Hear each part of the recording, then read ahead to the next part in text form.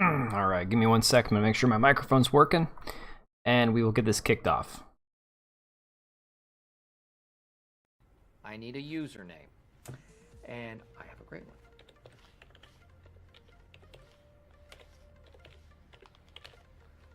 Little Kid Lover. That way people will know exactly where my priorities are at. By the way, he gave me permission to touch him. Actually talking about there at the NRA meeting that's today in Texas. Someone should bomb that building. Day 66, being a girl, and today I'm in nature. Trees, I love them. Water, lakes, I love them. Heels, they're my hiking heels. I love them. Shocked by it, so I'm up here bashing it because I don't like gay people. I don't like them putting chemicals in the water that turn the friggin' frogs gay. Do you understand that? Serious crap. Everybody is going to get to know each other in the pot.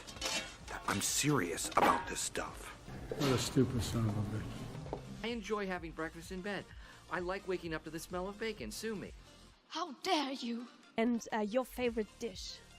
My favorite dish? I like mugs because they're very comfortable in your hand and they hold hot things. Describe your perfect date. I'd have to say April 25th. I mean, this is... If I had a gun with 2 bullets and I was in a room with Hitler, Bin Laden, and Toby, I would shoot Toby twice. Okay, You were all being right. really funny, and then you went too far. It was bad. It was bad for Trump to meet with. To keep alive the truth and honor of the Holocaust, horror of the Holocaust. Fuck. Is it bad advice to say, like, go outside Ted Cruz's house and just shoot in the air? Yes. Yes. Yes. Why are you running? Why are you running? You shout like that, they put you in jail. Right away. No trial, no nothing. Sexism in gaming. Journalists, we have a special jail for journalists. Scroats McGoat says, last night as a member, if Tim doesn't disavow Eliza tonight, get the out, Scroats McGoat. Bye-bye. If you don't like it, don't watch it. Peace. Now, bitch. See how you like guns outside your house.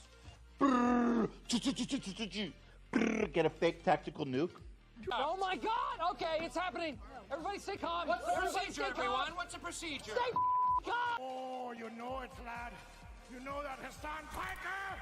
I'm coming to kill you in Los Angeles at your house. Or in the ring. No, in real life.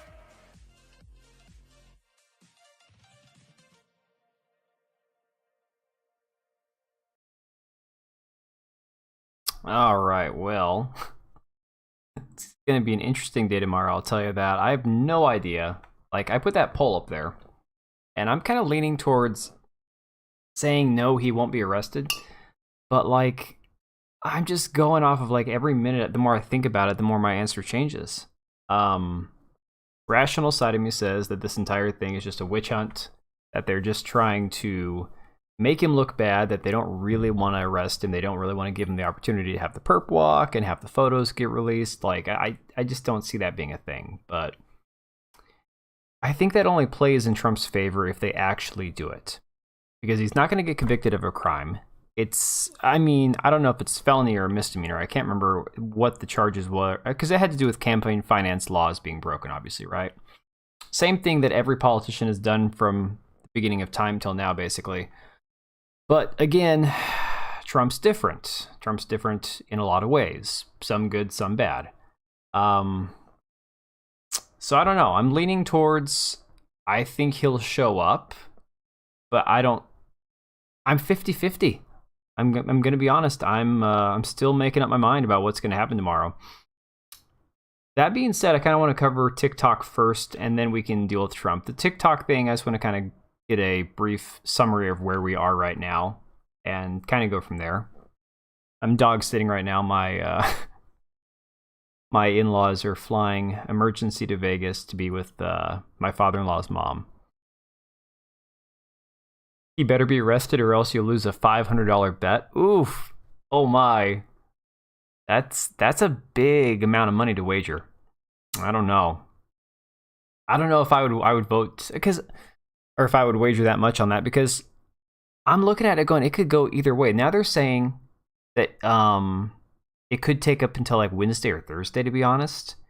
And I don't know, like I'm all over the place when it comes to the reasons behind it, what might happen, what might not happen. I don't know. It's going to be interesting. But basically, like the state of TikTok right now, I'm really worried about TikTok getting banned for a different reason than, like, I despise TikTok. I've always hated TikTok. My wife had it for like a month and then she uninstalled it when she thought about it for 5 seconds. But I think TikTok getting banned sets a very dangerous precedent for other social media platforms, and I'll kind of explain that. So yeah, from Digiday, I've actually never even used this website before. Apparently, there's U.S. marketers that are preparing contingency plans amid potential TikTok bans. So this would be, I guess, in light of the fact that, you know, they don't want to have all their financial eggs tied up in one basket.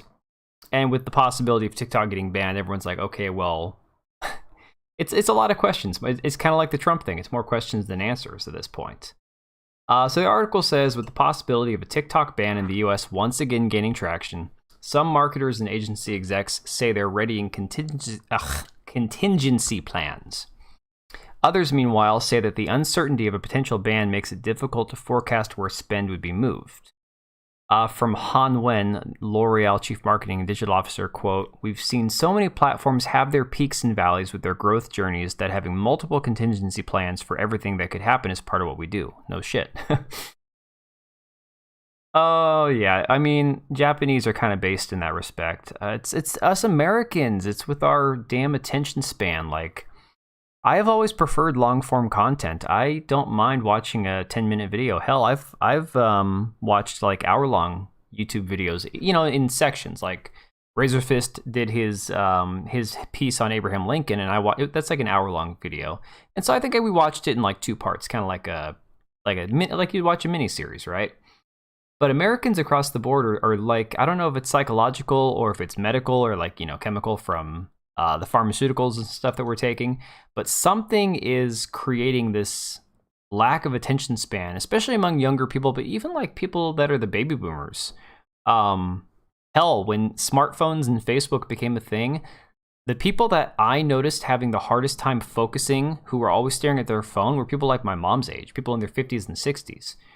So I think it's a little bit of both. I think it might be societal, it might be chemical, it could just be all the screens, could be all that input nonstop. I mean, you give a monkey or some other animal something that makes them feel good, they will just keep pushing that button until they shrivel up and die from not eating. So that's just kind of like the way nature is wired.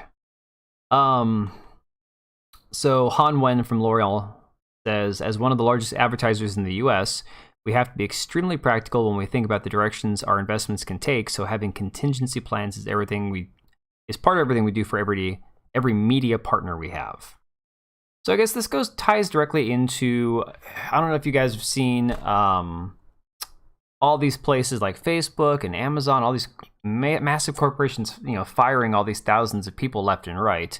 And a large part of what's going on with like SVB going under is a lot of that venture capital that used to exist for a lot of these journalists, these online publications, is drying up. So all these game journalists, the video game journalists that are all these angry left-wing radical, angry at their mom, Gen Zers and shit, their funding is drying up.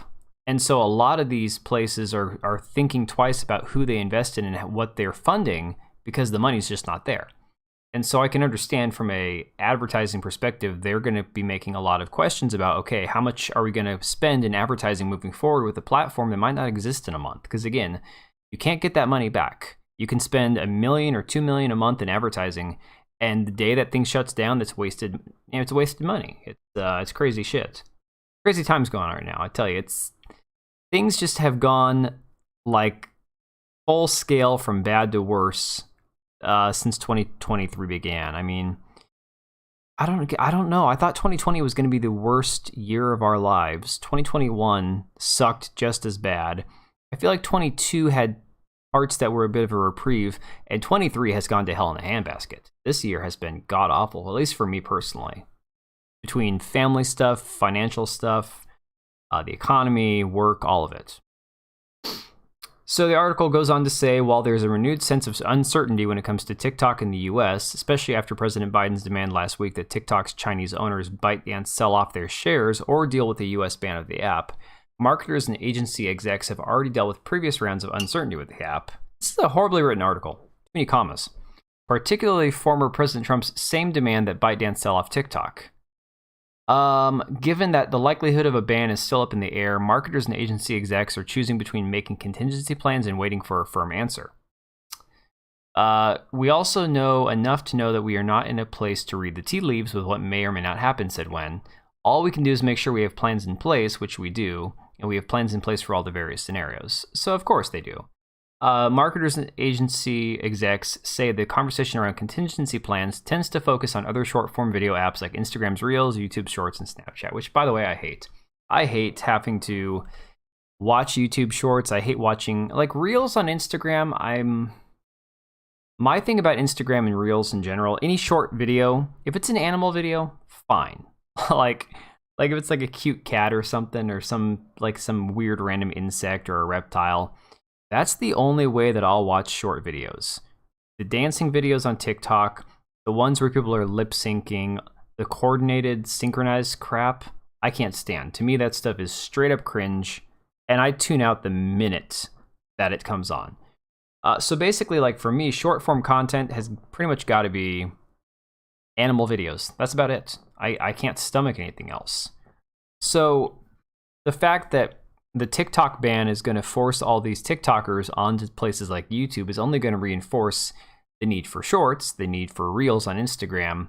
And basically all of our social media, all of our video hosting apps are all going to have the same thing. They're going to have these condensed 15 to 60 second videos flooding your timeline. It's going to be nothing but that. And it's going to suck for the creators because, again, you make pennies to the dollar compared from, let's say, shorts or Reels to what an actual YouTube video would pay for advertising revenue.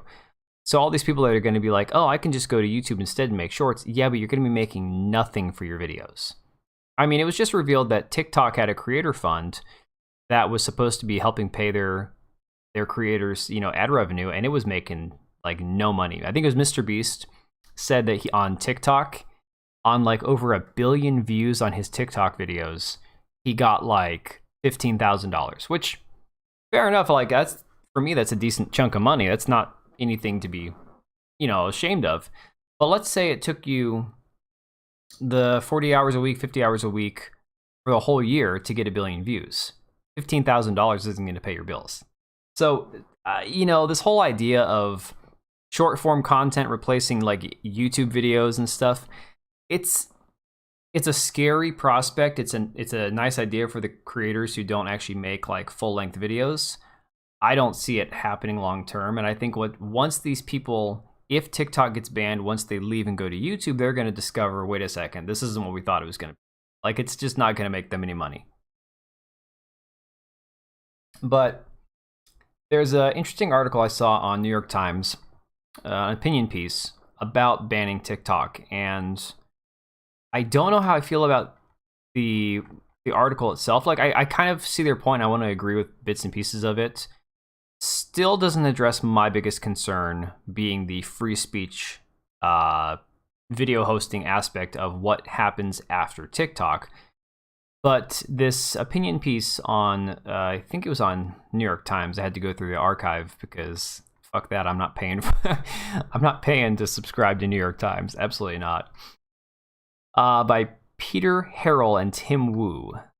So it says, there's growing momentum in Congress to ban TikTok, the social media app owned by the Chinese company ByteDance, for reasons of national security. I mean, before I get any further on that, the whole national security argument we've seen used time and time again, really, really poorly to get us involved in conflicts around the world, wars in the Middle East. Like, the concept of national security is one of those ones that kind of gives me pause at this point in my life, because I voted for presidents based off of lies, based off of things that we thought were in the best interest of national security, and I've regretted it ever since. So that phrasing kind of gives me a little bit of pause, but we'll continue on with the article.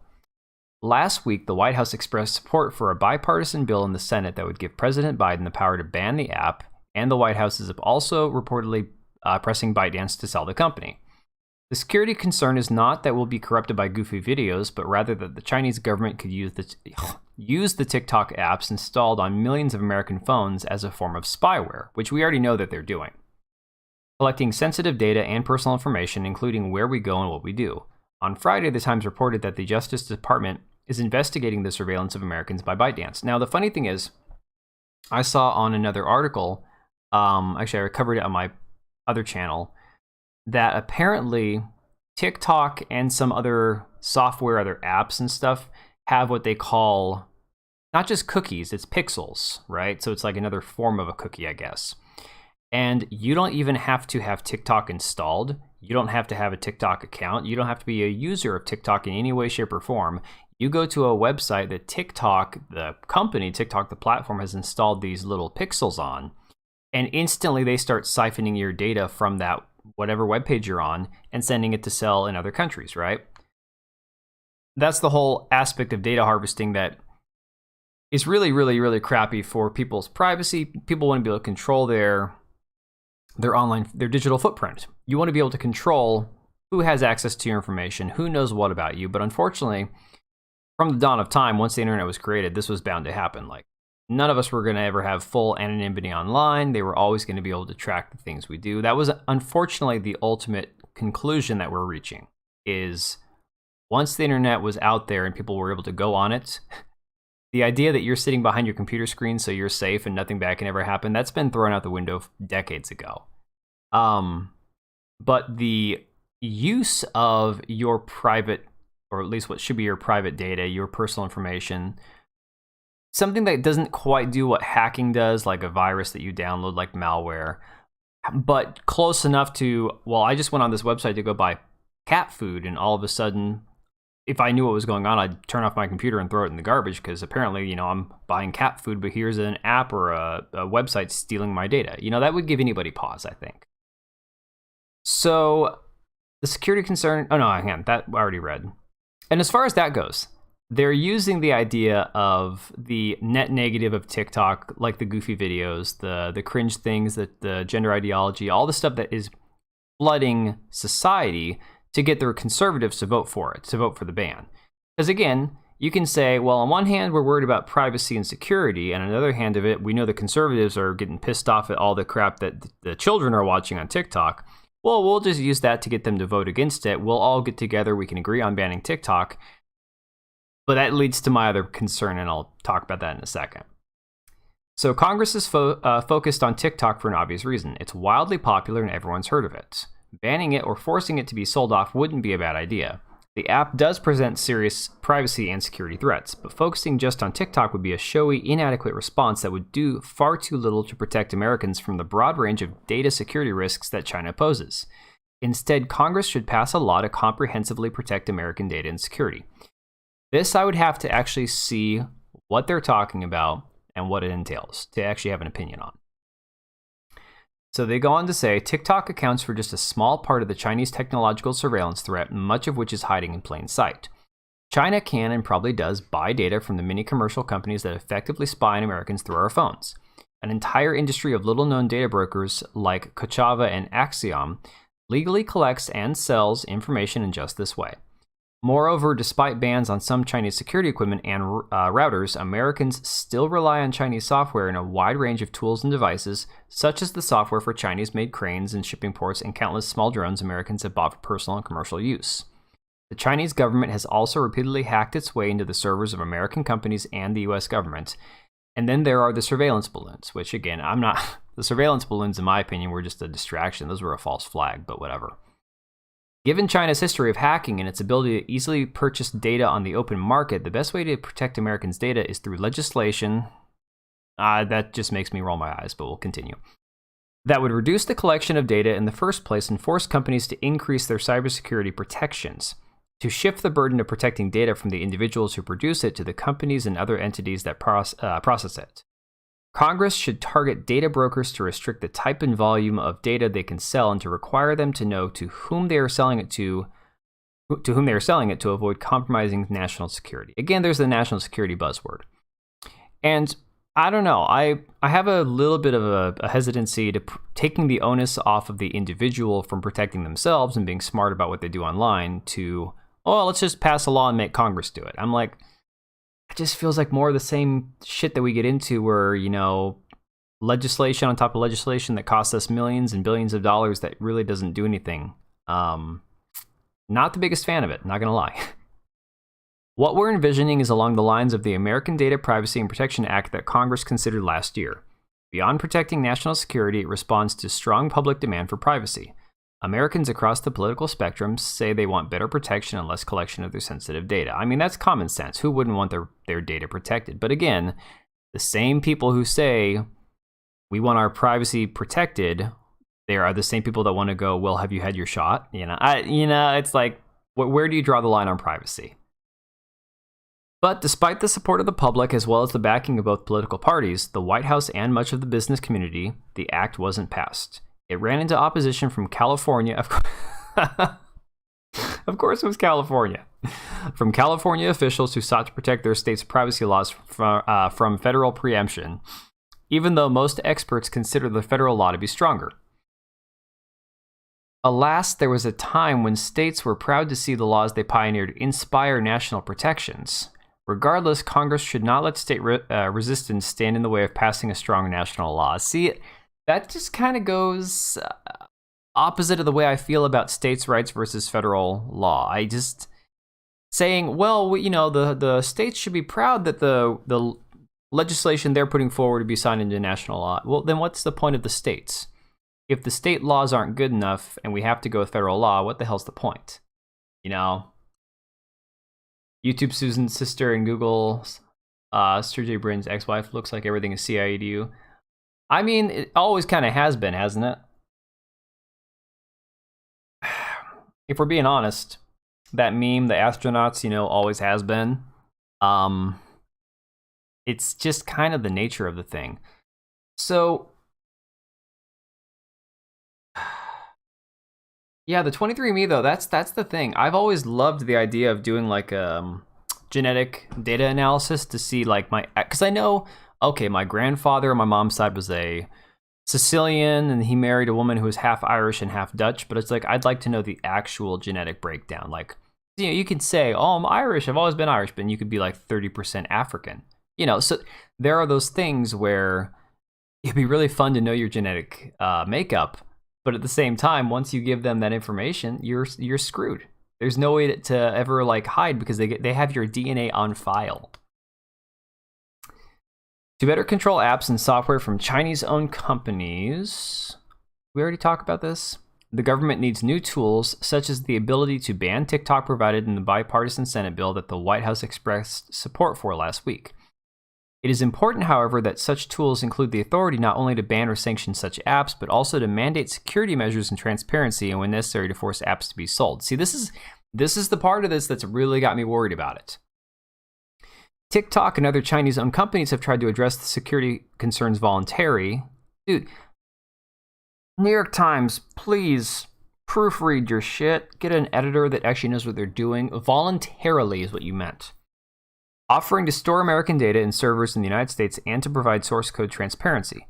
TikTok, for example, has been touting a plan called Protect Texas, in which the Texas-based software company Oracle would store TikTok's U.S. data and audit TikTok's source code to help ensure that Beijing can't manipulate it for propaganda purposes. Yeah, right. But neither current nor proposed laws offer an effective way to enforce these voluntary commitments or to impose them on companies that resist. Congress should empower the government to impose such measures and issue fines and bans for companies that fail to comply. It's more of the same. More government oversight, more government bloat, more government spending to enforce more tyrannical laws that aren't really going to protect anybody. All it's going to do is make it easier for the government to force private companies to do what they want them to do. I was thinking about this the other day, like, what if there was no restrictions at all? What if there was no legislation? What if there was no environmental protections? What if there was literally nothing protecting employees, protecting workers, safety regulations, no OSHA, none of that kind of stuff, right? At first, you'd probably have a lot of people die because if there's no protection regulations in place or nothing that requires them, you'd have companies doing things really shady, really shitty, letting employees get hurt, letting people get killed.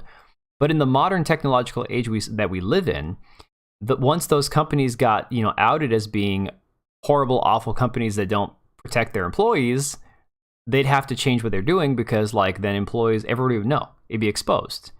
And so, just without regulations, companies would have to eventually, learn how to treat their employees out of fear of being, publicly ostracized and, blackballed to where they'd go out of business because nobody would go work for them. Nobody, whatever. So, the concept that more restrictions and regulations is going to fix things, I don't see it. I think it's just more room for government overreach. I don't know. Opponents of an aggressive data security law will argue that the United States, as an open and democratic country, ought to refrain from limiting the access of foreign-owned companies to its markets. I'm actually not even concerned about that. The foreign-owned company thing, I'm yeah, I'm not concerned about that aspect of it as much as I am affecting the rights of Americans. Others worry that such a law would encourage countries like France and India, already skeptical of U.S. tech companies, to use the American example as a reason to impose increased restrictions on American companies. I don't care. It's their country. They can do what they want to. I don't care if France wants to put stricter regulations on things coming from America or companies from America. Every country should be nationalistic. Every country should put its own priorities first. If every country stopped buying into the global agenda and did what was best for their country first, I think the world as a whole would be a lot better place. Samsung phones made in South Korea, only sold in South Korea and can't be sold outside. Japanese don't buy China-assembled phones. They say they want to avoid China-Taiwan chips at all costs. That's pretty awesome. I wish I could say the same for my country, but that's not the way we do things here. Over here, it's give it to us cheap and give it to us now. We don't care where it comes from. We don't care how many children died in which mine trying to get what chemical or compound that they need for a battery that's not really going to save the environment. Just give it to us now and, as fast and cheap as possible. So they go on to say these criticisms are misplaced. Being an open and democratic country does not mean being a sucker. Accepting unequal treatment is not a badge of honor. The United States would be justified in responding to China's limits on U.S. companies by imposing its own limits. Duh. I 100% agree with that part of it. Why can't we limit other countries' reach into our nation? Makes perfect sense to me. And when it comes to our allies in Europe, Asia, and Latin America, that is what diplomacy is for. The United States should be building a coalition of nations that agree to take privacy and security seriously, guaranteeing access to one another's markets on that basis, building on the Declaration for the Future of the Internet that the Biden administration introduced last year. I don't want anybody building on anything that the Biden administration introduced. Not a freaking thing. So for me, that one line almost throws the entire article out the window. Passing a comprehensive data security law would require more work for Congress than targeting a single company, but privacy protection and the need to compete effectively with Beijing happen to be among the small number of issues with broad popular appeal and bipartisan support on Capitol Hill. Congress has a rare opportunity to serve national security and also meet public demand. Shouldn't waste it. Well, I don't know what's going to fix this data privacy thing. Honestly, I don't. I think, unfortunately, we are kind of in a situation where the best thing you can do is use a VPN, those kind of things. Limit your digital footprint. If you can't go completely off the grid, I know I never could. I would even, if I was homesteading it like a farmhouse or something, I'd still have to have high-speed internet. I could never cut myself off completely, but I could definitely do less. I wouldn't even use most social media if not for having a YouTube channel.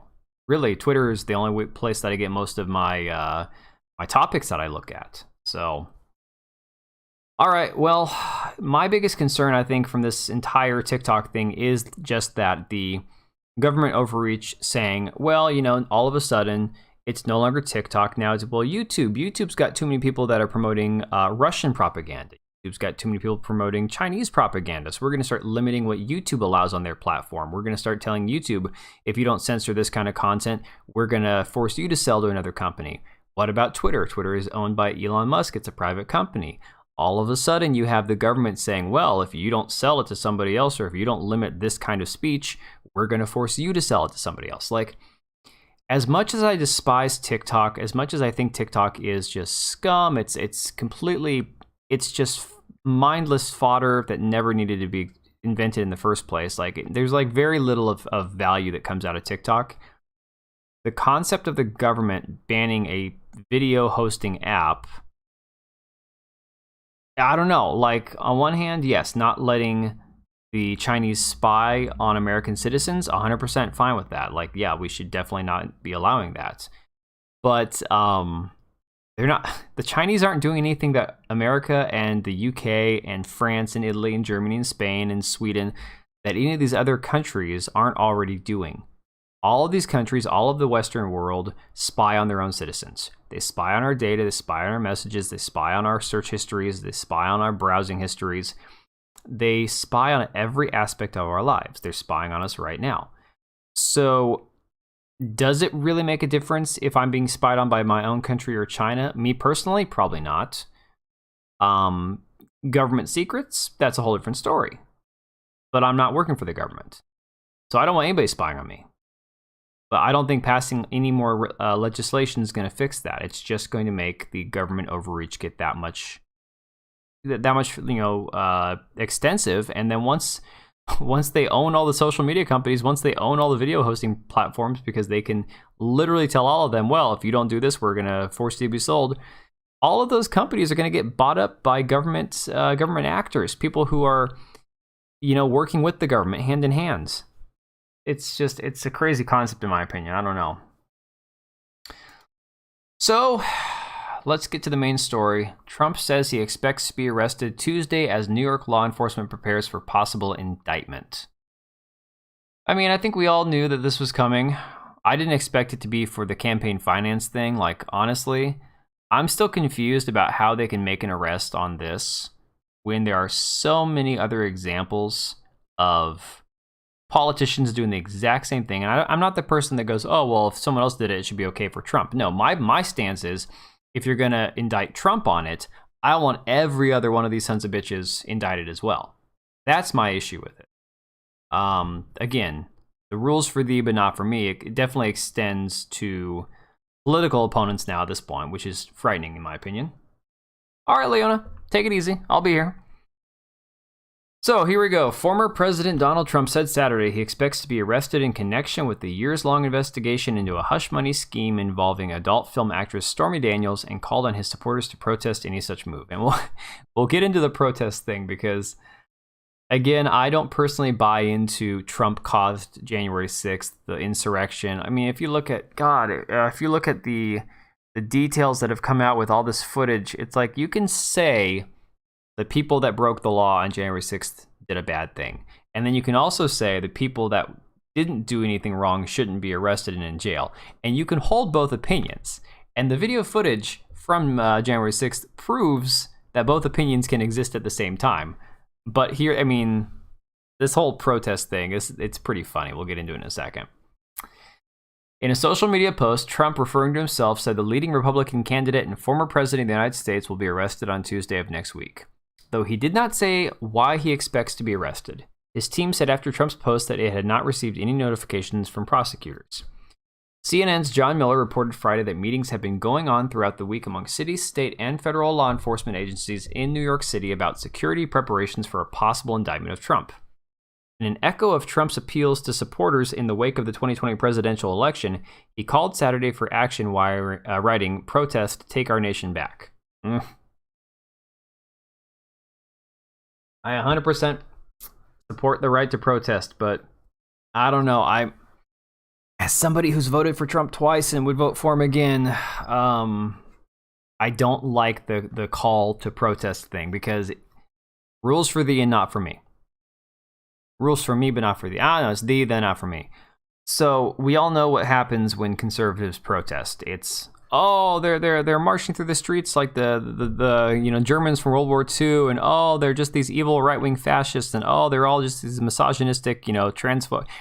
It's like a right-wing protest. It could literally be the exact same people. They could be wearing the rainbow colors, have the blue and pink hair. They could all be like non-binary and holding their same signs. But the minute they flip those signs around and it's something conservative, those same people, that same demographic, they're going to say are a bunch of like right-wing white supremacist, white nationalist Christians, right?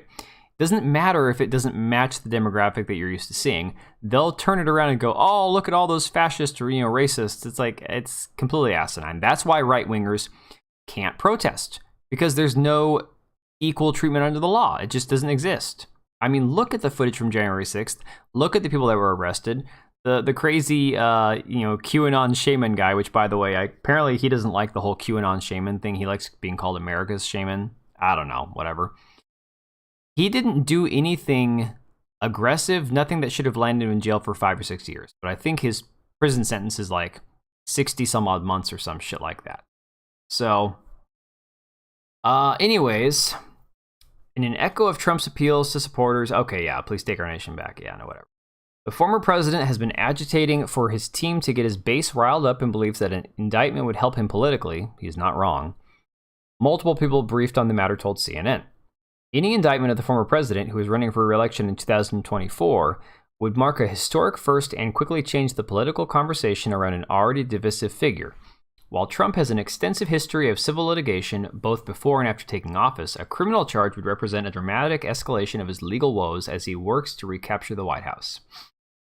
Another witness is expected to testify Monday before the grand jury investigating the hush money payments, according to a source familiar with the investigation. It is not clear whether this would be the final witness before it votes on a possible indictment. Trump's legal team has been anticipating that an indictment will happen soon and has been preparing behind the scenes for the next steps. Joe Tacopina, that's a hell of a name. Tacopina? I don't know. An attorney for Trump later said the former president had based his claims on press reports. No one tells us anything, which is very frustrating. President Trump is basing his response on press reports, Tacopina said in a statement to CNN, which, that's a hell of a way. I'm sorry. If he believes that the mainstream media is mostly fake news, which most of us do, it's like, why would you be basing your response to, pressing legal charges, like impending legal charges, based on the press reports? Like, that's just crazy in my opinion. A spokesperson for Trump said earlier Saturday that the former president had not received a notification from the Manhattan District Attorney's Office regarding a potential indictment, but was rightfully highlighting his innocence in his post. This whole thing is just gonna, the more I read about it, I think it's not actually gonna happen. Previewing a potential line of defense from Republicans on Capitol Hill, House Speaker Kevin McCarthy, a California Republican, tweeted Saturday that any potential indictment of the former president would represent an outrageous abuse of power from the Manhattan District Attorney's Office, which is 100% accurate. Mike Pence, who served as vice president under Trump, echoed McCarthy's message on Saturday. Well, like many Americans, I'm just taken aback, Pence told Breitbart News in a radio interview. The former vice president claimed the Manhattan District Attorney's investigation reeks of political prosecution. The Manhattan District Attorney's Office declined to comment on Saturday. Well, probably because they don't have anything to comment on. Like, this really makes me think that there's no indictment that's going to happen. Like, I think Trump was hoping to, either call their bluff and make them back down and say, oh no, we're not actually pursuing charges, or force them to indict him, put him in handcuffs, and get a photo op out of the whole deal. Like, that could have been his ultimate goal. Could be a risky move, but honestly, it also could be a win-win for him either way.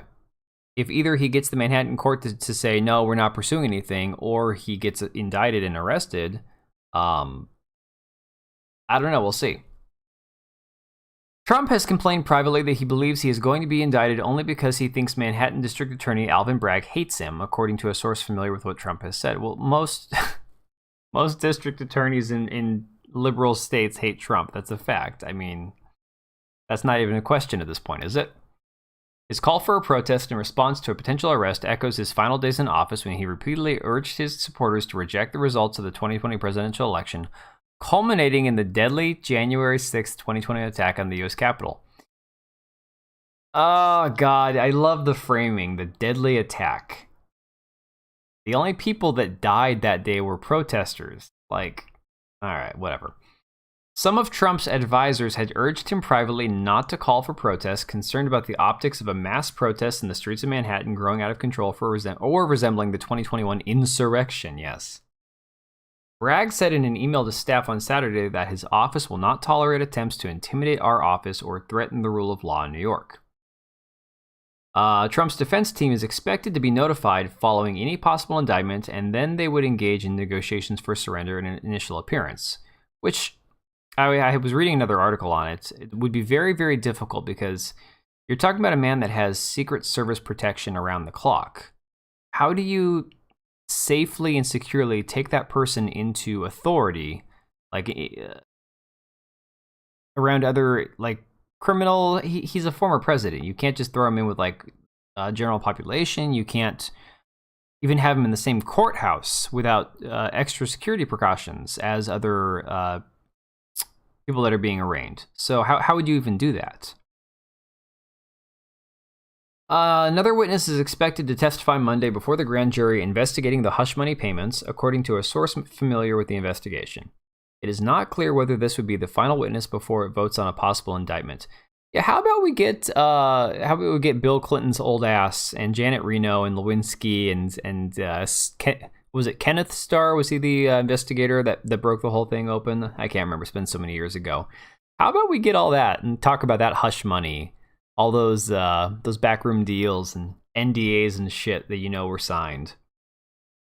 Trump's team has repeatedly said that he will not accept an invitation to testify before the grand jury, nor should he. But multiple sources familiar with his legal team's thinking says that if there is an indictment, he would negotiate an agreed-upon surrender date with the district attorney's office. Trump's team has been huddled all week planning for various scenarios, including Trump traveling to New York, as well as having a remote hearing when he stays at Mar-a-Lago, according to sources familiar with the meetings. Some members of his legal team are advising Trump to ask for a remote appearance for security reasons should an indictment occur, but it is unclear if he would agree to that, as he has also discussed with his team wanting to give a statement at the courthouse, sources said. Trump is also considering hiring a new TV-friendly lawyer who can handle the outside media. The former president is known for hiring lawyers and advisors based on their TV presence and ability to defend him in the media.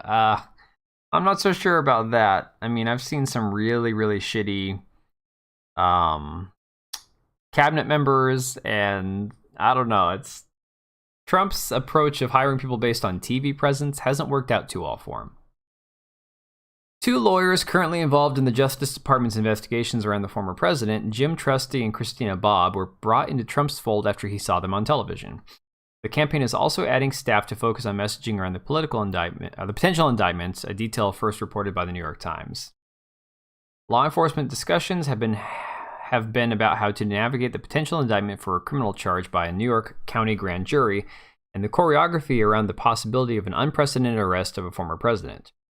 Should he be indicted, the former president is expected to surrender and go through the process of being processed and arraigned at the courthouse, which includes fingerprinting and mugshot, a source familiar with the matter told CNN. Dude, Trump secretly wishes he'd be indicted. He's looking forward to that mugshot. He's looking forward to that fingerprinting. You just know that he would be so friggin' smug about it. Honestly, I think it was Elon Musk tweeted it out. There's a few people who have said, if they arrest Trump, that's it, he wins. Like, he will be the next president. Because there are so many people who would view it as a political hit that might have been on the fence about voting for him at all, if it's him and not DeSantis. I think you'd have, like, an even larger number of people come out to vote for him because of the message that it sends to the establishment about the way that they're treating somebody who's simply a political rival.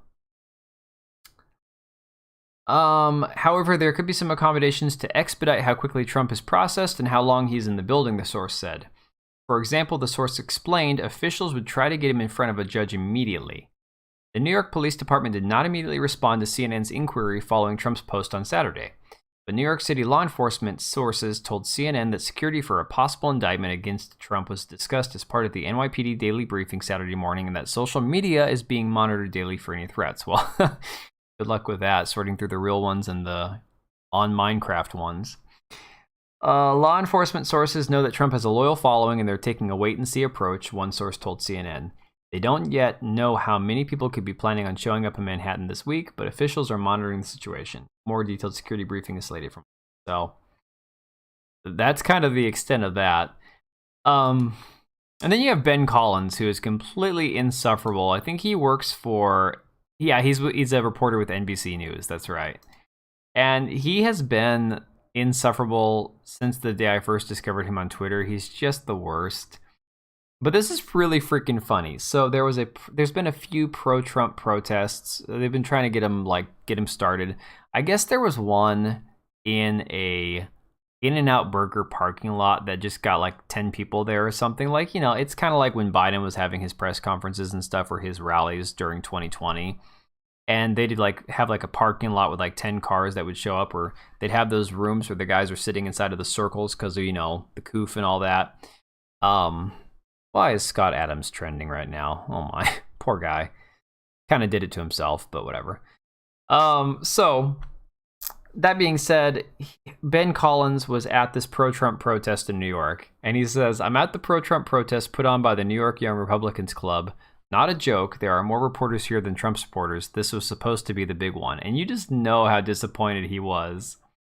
He's like, "It's just a bunch of cameras taking pictures of a guy who's putting on a rat suit next to a guitar with the words 'Hang Fauci' on it. This was supposed to start a half hour ago." The ratio of press to actual protesters at this pro-Trump rally in New York is probably 5-1, maybe more than that. One guy yelling F Trump, trying to rile people up. All the cameras just immediately wrap around him, including some known pro-Trump YouTube guys who really need this footage. This whole thing is very stupid. I've been to a zillion of these, and every time it's the same thing. Surround the one counter-protester and make gristle for the right-wing content mines. So dumb. Anyways, it's completely dead here. We're approaching the critical mass of reporters at this pro-Trump protest. Can't even see the couple dozen people over the cameras anymore. A lot of these pro-Trump protesters are repeat attenders from yesterday's NYC Drag Queen Story Hour protest, which the Proud Boys went to and were shooed away by locals. The man in the rat costume is in front of the fake jail tourist trap with me here. He's one of them. I think we can declare this pro-Trump protest in Lower Manhattan over. Maybe 24 guys in MAGA hats walking around talking to OAN lady. They admit they think turnout was low because they are spooked by Trump supporters' own talking points about protests being fed traps. They're not wrong. Like, they're seriously not wrong. The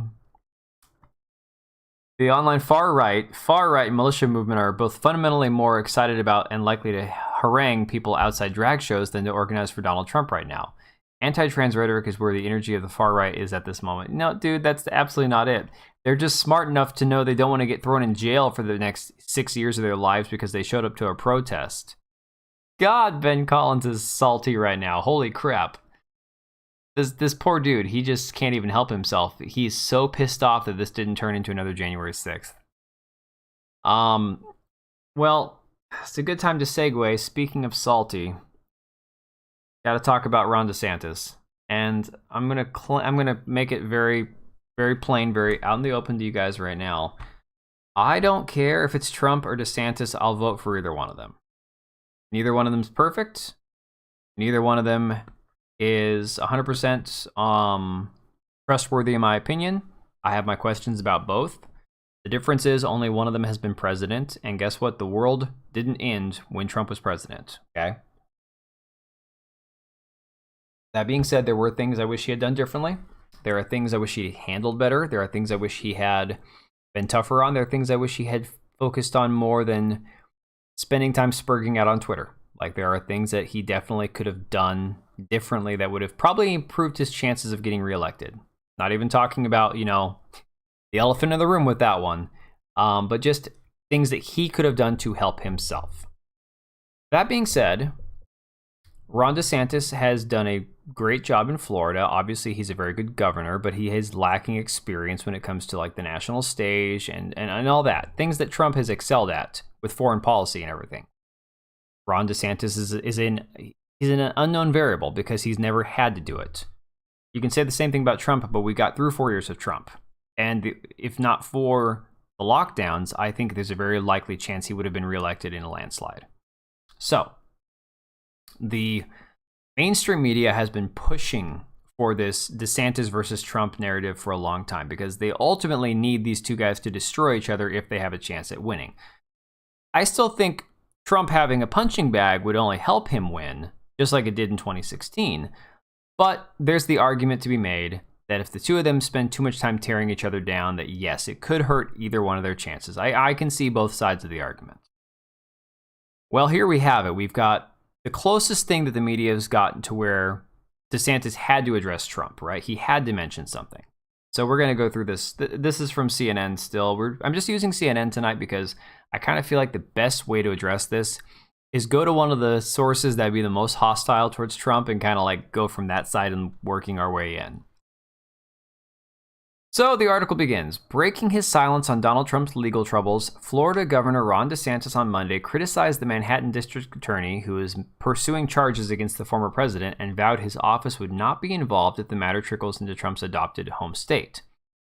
But DeSantis, a rising rival for the 2024 Republican presidential nomination, stopped well short of offering support for the former president and instead seemed to poke fun at the situation Trump has found himself in as he attempts a political comeback in a third campaign for the White House. A grand jury is in the final stages of determining whether Trump should face charges over an alleged payment to adult film star Stormy Daniels related to a supposed affair. Ooh, I got the burps tonight, excuse me. I don't know what goes into paying hush money to a porn star to secure silence over some type of alleged affair, DeSantis said as laughter broke out at a news conference in Panama City, Florida. Says, I can't speak to that. DeSantis added, I've got real issues to deal with here in the state of Florida. And again, a lot of people have rightfully pointed out, well, Ron, Trump he's a Floridian. You know, if you're going to say you've got issues to address in Florida, he's in Florida. He's one of your constituents. So kind of a scapegoat answer, kind of weaseling his way out of that one, in my opinion. The dismissive quips traveled quickly across the state to Mar-a-Lago, where Trump has decamped while he awaits for word on the New York grand jury's findings. His allies immediately started attacking DeSantis across social media, suggesting he would face a political price for failing to recognize Republicans are rallying around Trump amid his mounting legal threats. Trump responded in a statement posted to a social media site, Truth Social, leveling a series of personal attacks against DeSantis. Ron DeSanctimonious, and I wish there are so many other ways he could have nicknamed Ron. They could have gone after DeSantis a different way. Whoever advised him that this was a great name needs to be fired. Because Ron DeSanctimonious is crap. It's cringe. Dude, he was so good with the nicknames. Lion Ted and Little Marco. God, he was so good at that. And this Ron DeSanctimonious thing is just terrible. Ron DeSanctimonious will probably find out about a false accusation and fake stories sometime in the future as he gets older, wiser, and better known. When he's unfairly and illegally attacked by a woman, even classmates that are, quote, underage or possibly a man, I'm sure he will want to fight these misfits just like I do, Trump wrote. As part of the post, Trump also shared a photo that suggested DeSantis had behaved inappropriately with teenage girls while teaching history in Georgia in his early 20s. An image the former president previously shared on social media to go after the Florida governor. And again, I've seen the photo. I don't know if there's any backstory other than it's a photo. Ron DeSantis, obviously with girls who could be in their late teens, maybe early 20s. I don't know if they ever verified their age or not. God only knows. Like, without the beard, I look like I'm a teenager, and I'm almost 40. So unless there was proof of who they are and what age they were, it's just a photograph. And they're not even like doing anything like disgusting or pervasive. It's just they're hanging out at a party. I think he's got his arm around one of them or something. I can't remember. I saw the photo one time. The episode Monday was illustrative of the increasingly fraught rivalry between two of the GOP's biggest stars as they battled for party supremacy. One made more awkward by their proximity inside the Sunshine State. Trump has suggested his arrest is forthcoming, and if he is in Florida at that moment, it could require a coordinated effort by the police in DeSantis' state. See, and that's where it's like, I think DeSantis could have scored points if he'd have been like, he could have dismissed it and said, I don't really need to get in the middle of this. It's not anything to do with me. But he also could have publicly stated, yeah, this is BS. Yeah, it's a witch hunt. And no, I won't extradite him from Florida. I mean, I think that would have been a big... Maybe he's afraid of looking like he doesn't respect the whole law and order thing. that could be, because, you know, the big talking point for conservatives is that they're the law and order party. They're the ones that, you know, care about cops and military. It's like, so maybe Ron is just trying not, I don't know, maybe he's trying to like play it safe. I don't see a reason why he wouldn't try to capitalize on this otherwise. DeSantis said he is not aware of any arrangements with local law enforcement regarding Trump, and he said he had no interest in getting involved in some type of manufactured circus.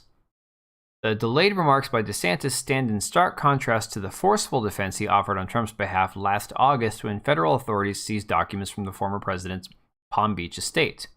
Just hours after the raid, DeSantis on Twitter called the FBI search at Mar-a-Lago another escalation in the weaponization of federal agencies against the regime's political opponents, while people like Hunter Biden get treated with kid gloves. Well, I think the reason for that is he knew, like everyone else knew, that the Hunter Biden thing, the laptop, was real. Versus now where he's probably like, look, I want to play my cards close to my chest, and if Trump turns out to be guilty of something, I don't think DeSantis wants to be seen as endorsing him, even though he's calling out the DA publicly. Like, I think he's trying to like play it cool, and I don't know that it's going to work out for him. I think it might backfire, to be honest. But there was no such tweet for, this time from DeSantis, who had remained quiet for days amid reports that a New York grand jury was interviewing witnesses and has largely avoided discussing Trump at all amid escalating attacks that from the former president and his allies. DeSantis instead last week held events focused on relief for Hurricane Ian victims and the pandemic. He posted a picture from the World Baseball Classic. People, proofread, editors, come on. He posted a picture from the World Baseball Classic standing next to the Miami Marlins mascot. Over the weekend, as other Republicans criticized Manhattan District Attorney Alvin Bragg, a Democrat, for pursuing charges in a case that dates back to the 2016 election, Trump allies engaged in a coordinated pressure campaign to get DeSantis to speak out in defense of the former president. Thank you, Vice President Mike Pence and Vivek Ramaswamy, for pointing out how radical left Democrats are trying to divide our country in the name of partisan politics.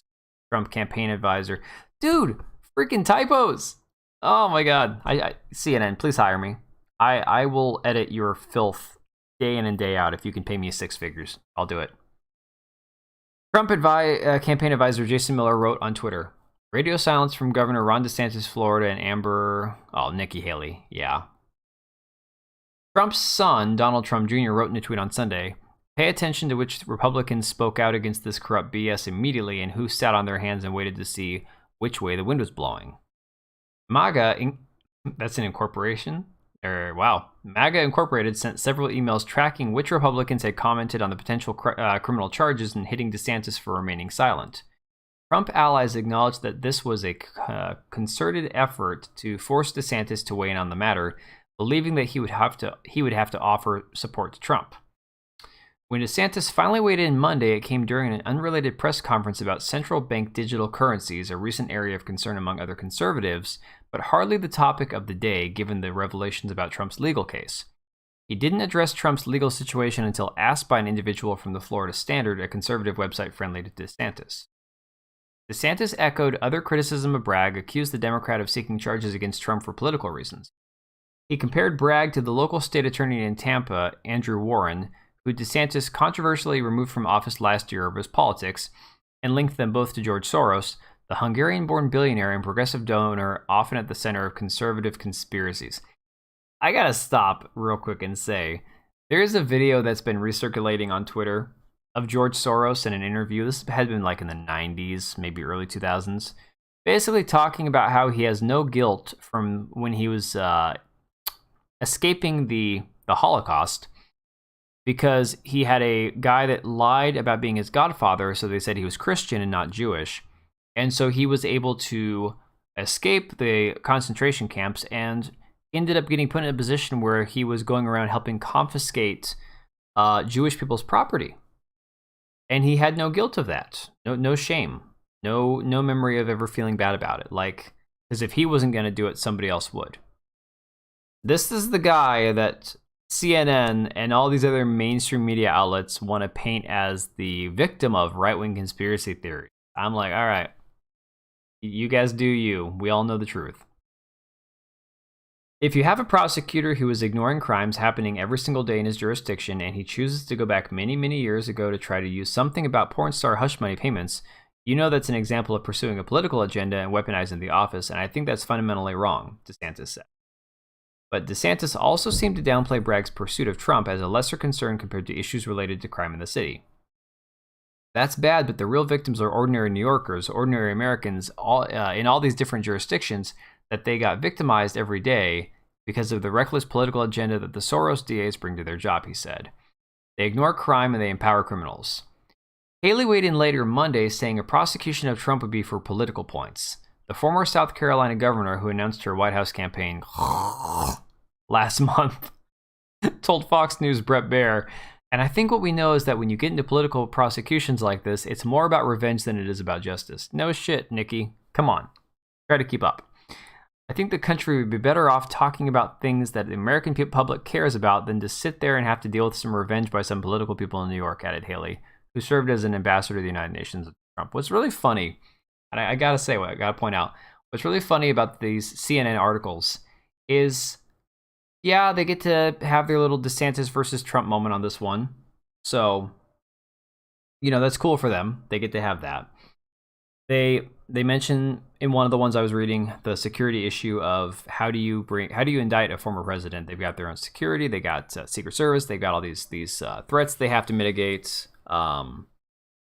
It's a mess. Logistically, it's a freaking nightmare, right?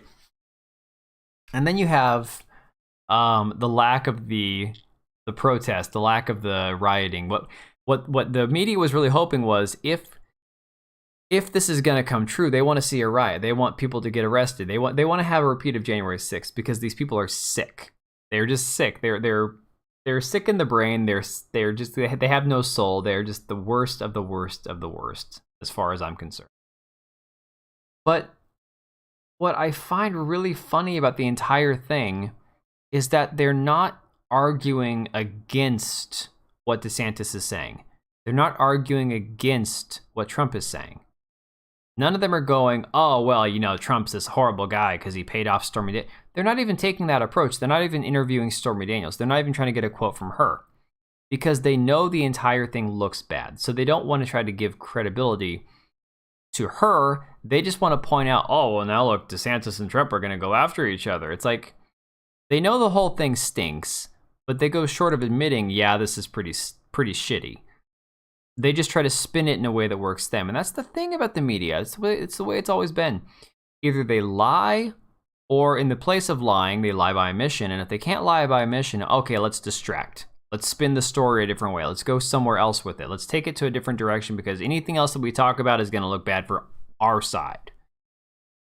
That's the crazy thing. I don't have a side. DeSantis or Trump, fine, whatever. Don't care. I'm cool with either guy. Either one of them's better than the alternative. Either one of them's better than what we've had. But the reality is that this is the way the mainstream media operates. They will spin it to their advantage. They will sow as much discontent as possible. And then when assholes like this Ben Collins guy doesn't get the riot that he's hoping for, he doesn't get the response that he's hoping for, instead he's going to go, oh, well, see, look at this. Nobody, they don't care. They care about rioting at Drag Queen Story Hour because they're pathetic and they're transphobes. They won't even show up to a Trump protest. They won't show up to the Trump protest because they don't want to get thrown in prison for 6 years for doing nothing. That's why they won't show up. These people are sick. They're ideologically possessed. They have no shame. And I don't think it's ever going to get any better, to be honest, at least not in the near future. It's sad. It's pathetic that this is what it's boiled down to, that we have a president who doesn't even know if he's being indicted because apparently he's going off of what the press is saying. I mean, that's just pathetic. In my mind, that's pitiful. Well, I'm going to wrap this one up short. Hopefully the live stream doesn't get copyrighted. I'd love for this just to be live tomorrow and be able to be like reviewed and stuff, but we'll see. Copyright strikes are weird. Copyright claims are bizarre. I'm still, after almost 4 years of streaming, I'm still trying to figure out why some things get claimed and some things don't. But hopefully tomorrow works out to the best. Like, I don't want to see Trump indicted. But I also would love to see the mugshot of him smiling, going, gotcha, you know? It would be pretty fun. The memes would be amazing. But we're just going to have to wait and see. Till then, guys, stay safe. Don't go to any protests. Don't go out there. Don't do anything stupid. Just let it be what it is. And we'll just kind of like, we'll touch base